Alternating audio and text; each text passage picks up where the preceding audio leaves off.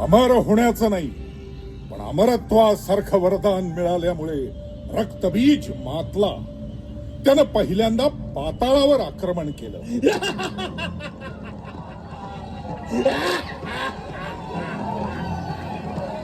पाताळ लोकातील महिषी राजाला मारून तो स्वतः महिषीचा राजा झाला.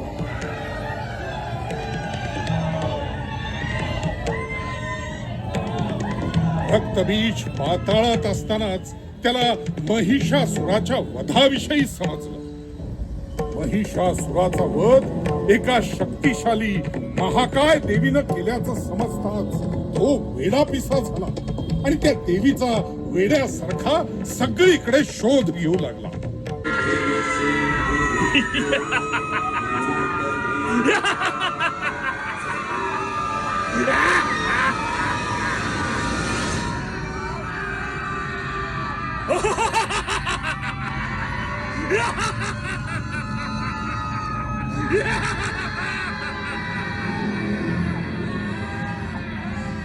देवाय नमः.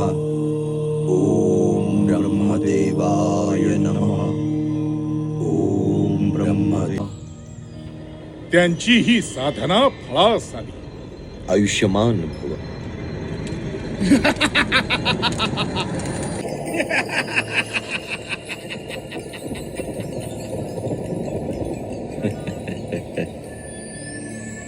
शुंभ निशुंभ यांचा स्त्री लंपट स्वभाव ब्रह्मदेवांना ज्ञात होता आणि म्हणून त्यांनी वरदान दिलं, केवळ एक आदिशक्तीच तुमचा वध करू शकेल.